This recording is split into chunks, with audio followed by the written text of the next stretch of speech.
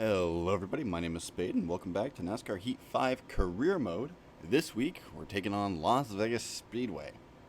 If you missed last week's episode, we came away with an 11th place finish. It was our first race outside of the top 10 this season so far. So hopefully we can change that, turn it around and get back inside the top 10 for this next race. In the points, we've dropped down to 8th, right behind Eric Jones. Vegas is the perfect opportunity for us to bring out our 80-year celebration M&M Toyota. This is a neat scheme. I love the simplicity of it, and I don't know, I just think it's a beautiful car. It's fun and a little bit goofy, and I feel like Vegas is the best time to show off this car. Should be a fun one. Let's get into the race. We managed to qualify in 17th position, which is our best qualifying effort of the season. However, that being said, I was so far off of my goal time in practice. I was half a second off, and I ran my fastest lap in qualifying, but the car just did not feel right. Like, the handling is fine, I couldn't nail down the correct line, and I feel like I could have probably qualified top 15 if I didn't hit the apron in 1 and 2, or, struggle with keeping the car straight in 3 and 4. So, not my best lap, and it does make me a little bit nervous for this race, but there's nothing else to do than just get straight into it. So that's the plan. We're going green. Be ready here. Green is out. And we are green at Las Vegas Motor Speedway. Now, a little interesting tidbit here. Joey Logano is our pole sitter. Still there. And he is also on fire. And if you remember last episode, Cole Custer started on the pole and was on fire during the race. Still there. So he had that speed boost. So, if that's any indication about what's going to happen here at Vegas, pay attention to Logano, maybe potentially sweeping this whole event. We will see. And man, we are racing 3 wide and pretty close together on just lap 1. 9 laps in this stage. We have 14 on fuel. So, don't have to worry about trying to make a pit stop. Just got to make it through the stage. And wow, okay, what a move from Michael McDowell there. Just sending it on the inside. And now I'm kind of stuck in the middle, which I don't want to be. And I think we're 4 wide. I'm just going to fall off. No need to be stupid here. Still stuck in the middle. And thanks for that, Austin Dillon. That was totally necessary for you to do. Come up and block me like that. Alright, so we are back down to 20th, and managed to keep it off the wall somehow, and not a great start. I kind of got shuffled out of line, and I got someone on my inside. It's Kurt Busch. Back to 22nd now. I got the 2 Ganassi guys right in front of me. That was a bad corner. But we made it back to the inside lane, so hopefully we can try to gain some of these spots back. Nah, I'm going to use the outside to get around Busher. I'm probably going to get stuck out here again. I feel like it's 1 and 2 that I'm struggling with the most, and then it throws me off my rhythm for 3 and 4. Because you run the 2 corners just very differently due to the tri-oval.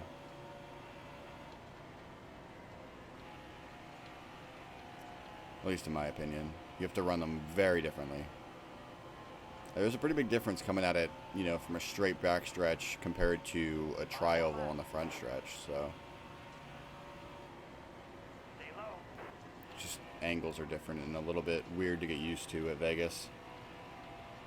I've always struggled to kind of get into a routine in this track. It just feels like I want to fight the car all the time, and McDowell doing some weird flutter right in front of me.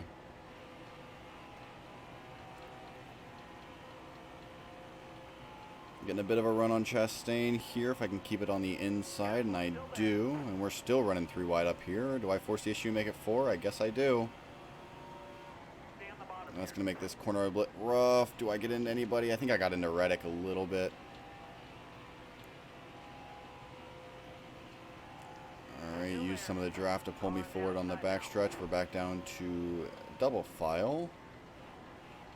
Austin Dillon is kind of running a middle lane there, and Bowman's now fighting him on the outside right in front of us. And, ooh, we're getting a little bit stacked up.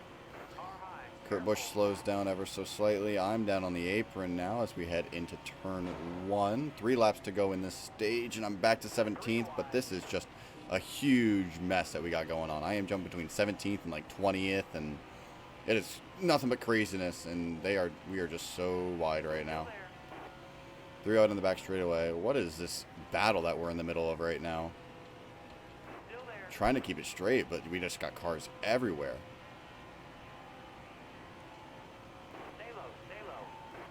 Alright, we're managing to keep a hold of the bottom lane though, but then I struggle in turn 1 and just start to lose it. Like I'll slide up the track, then somebody will dive underneath me like Almirola just did. Man, this is just pure craziness as I get a little bit loose coming out of the corner and get into Reddick. Can I clear him before the corner? Yes, but I'm on the apron. I'm going to lose all my speed, so he's going to probably get around me on the outside now. Coming to the white flag lap. I cannot tell what's keeping this line so slow. I think it might be Christopher Bell up there in front of us. Cindric's trying to come down and block on the inside. I'm not going to give it to him. I got my nose there. Getting a run, going onto the back straightaway. How wide do I want to push it? I am going to make a move to try to get on the bottom. Can I get underneath Byron? No, he's able to close the door on me. But that's probably the best I've done that corner in this stage. Am getting a bit of a run. I'm going to dive onto the apron and see if I can get any spots before the start-finish line. We're going to get 15. Whew! What a crazy stage. That was madness. There was no reason for us to be racing that hard because there were no points on the line for any of us. Chris Bell and Alex Bowman were leading that thing, and they were 11th and 12th. There were no points on the line. We were racing like 3 wide from 11th to 21st. 10 cars just piled up. That's insane. I'm actually pretty happy for the most part with how the car is handling. Just gonna make a couple minor adjustments and see how it feels. Let's jump to stage 2.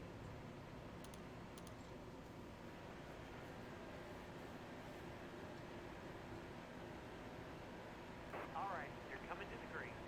Almost ready. And we are green for stage 2 at Las Vegas. And that first stage going the way it did makes me really wish I would have qualified a little bit better. Then I wouldn't have been involved in any of that madness. Or I would have been in the front of it and might have been able to pull away from all these weirdos. But guess who's still our leader? It's Joey Logano. So he is the car to beat today, that's for sure. Are getting to stick around the inside, and hopefully we don't get caught up in the same kind of mess. But here they are coming 3 wide on the first lap out of turns 3 and 4, and I'm going to push on the apron and make it 4 wide. That is so unnecessary.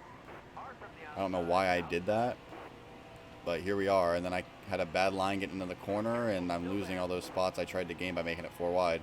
It was just so not necessary. But here we are. It's Vegas, baby.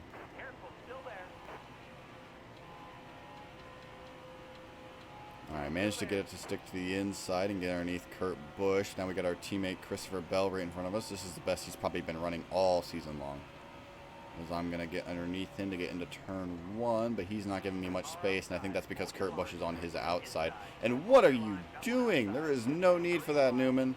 We are 3, maybe 4 wide, and McDowell is in my quarter panel for no reason, and McDowell is going to go around behind us, and we're going to get a yellow.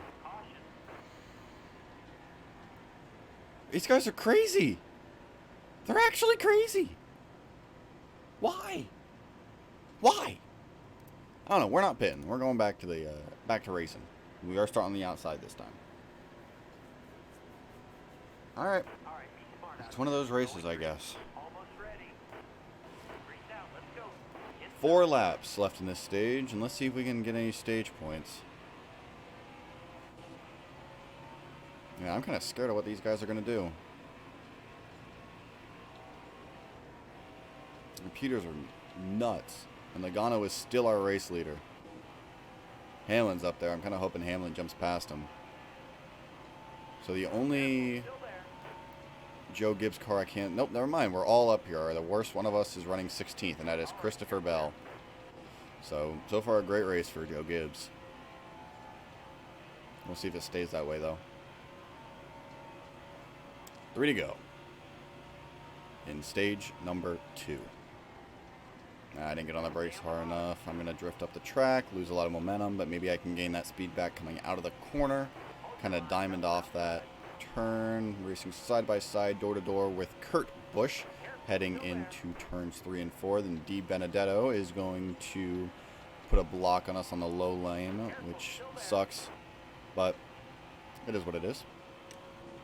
Still racing side by side with Kurt Busch, hoping to get around Matty D right now. Get underneath them. I got my nose there. I have the spot, but I'm so loose right now. That was not ideal. But we're racing side by side going into 3 and 4. I am going to have the bottom lane. Hopefully I can get him coming through this corner, and I do get past him.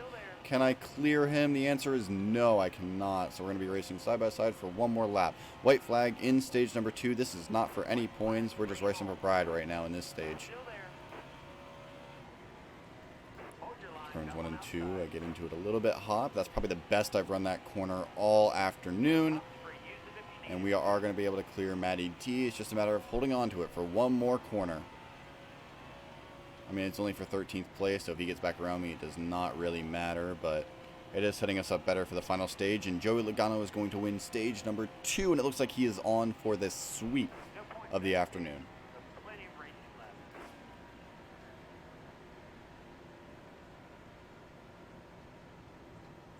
Penske cars finish 1 and 2 with Ryan Blaney finishing 7th.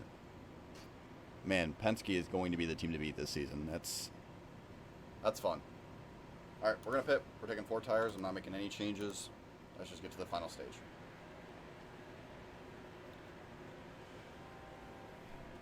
Coming to the green, driver. Almost ready. And we are green for the final stage of the night at Las Vegas. 15 laps of fuel remaining, 12 laps left in the stage. And getting around Matty D and Kurt Busch allowed me to start 13th on the bottom lane. So honestly, it might have been bigger than I thought getting past those guys and finishing in 13th. Because I haven't been able to perform on the top lane. So getting on the bottom lane was pretty huge. Just got to be able to capitalize on it.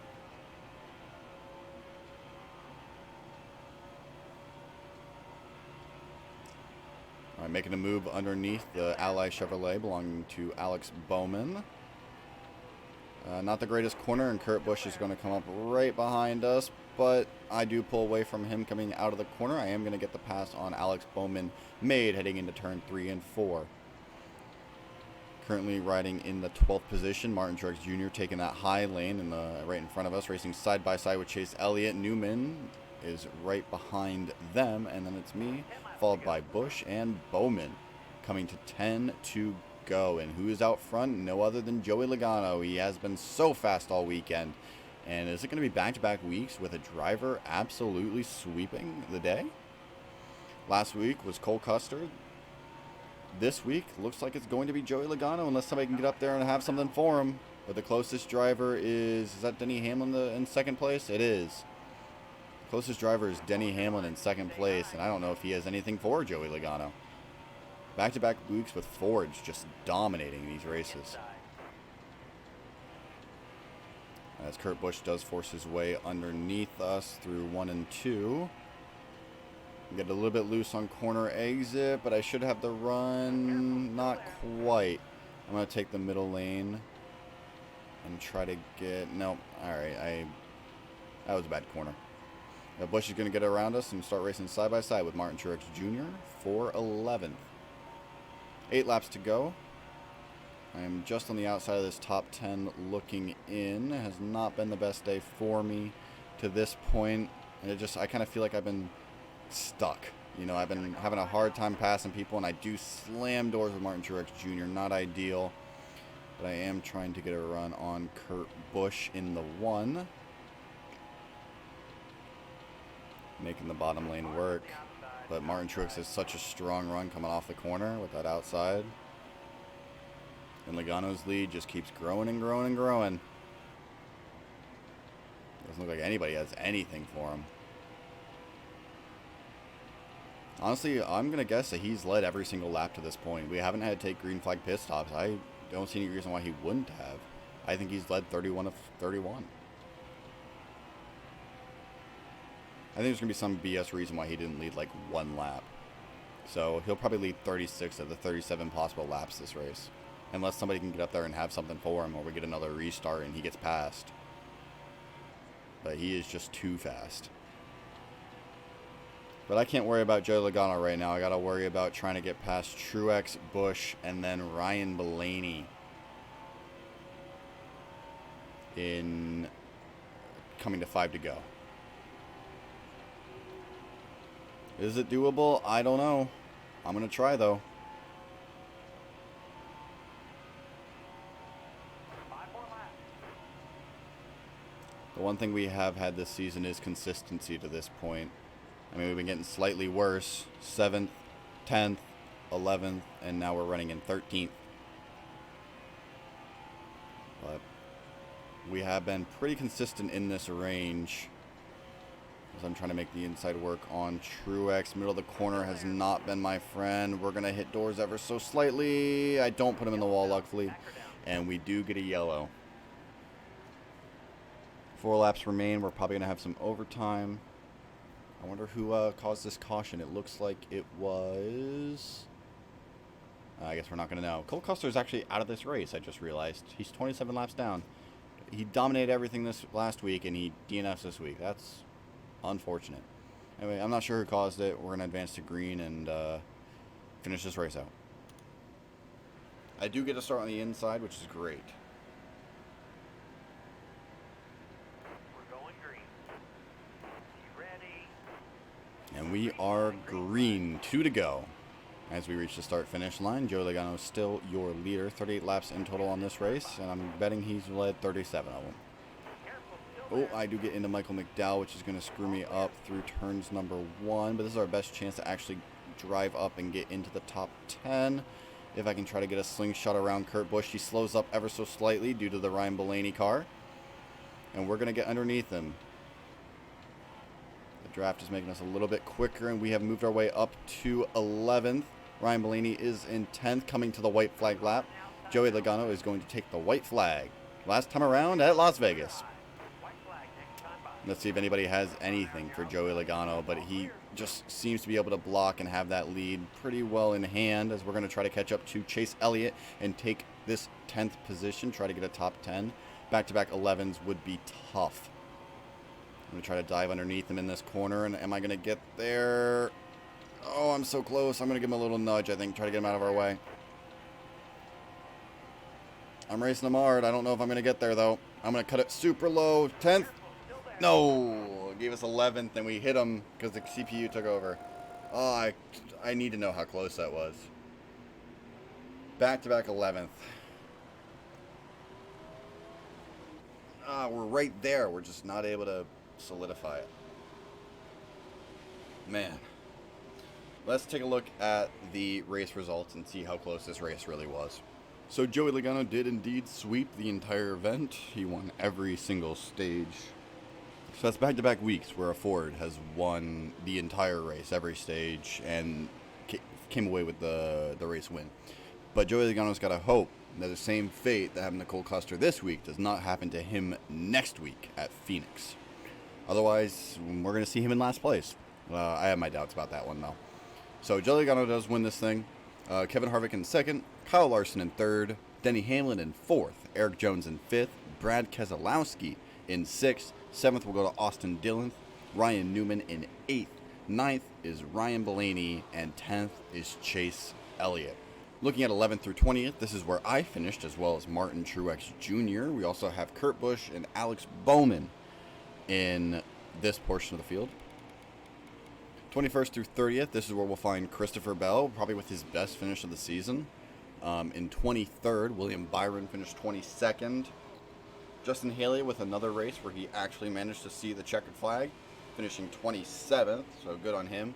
and Ross Chastain with a better finish than normal. Looking at 31st through 40th, Joey Gase and Colt Custard both did not finish this race. They DNF'd. Looking at the points after 4 races, Joey Logano is now our points leader. He has a 9-point lead over Kyle Larson. So, great day for him. Brad Keselowski is in 3rd, and Ryan Blaney is in 10th. I have moved to 6th place. I am tied with Eric Almirola and Martin Truex Jr. at 120 points apiece. And we have 3 Gibbs cars running 6, 8, and 9 in points so far. The last Gibbs driver, of course, is Christopher Bell, and he is all the way back in 28th with only 43 points on the season. Joey Logano had the fastest lap, of course, with 30.481 seconds. He led 38 laps, so he had led every single lap there was to offer this race. 38, that's crazy. Austin Dillon on the move started 21st, ended up finishing 7th. Great day for him in that 3 machine. And tough break for Cole Custer, started 20th, DNF'd, and finished 40th. He didn't even see the end of the first stage. That's going to do it for this episode of NASCAR Heat 5 Career Mode with a 2021 mod installed. Join us next episode to see us take on Phoenix Raceway. Honestly, not looking forward to this race. I hate Phoenix. I am not good at it. Ever since the rework, I have not been able to drive it. We're going to be hoping for a good finish, but I might get my worst finish of the season, But we're going to try our very best to come away with a win. But join us next episode to see how that turns out. Anyway, thank you all for tuning in and spending your time with me. Appreciate it. Peace.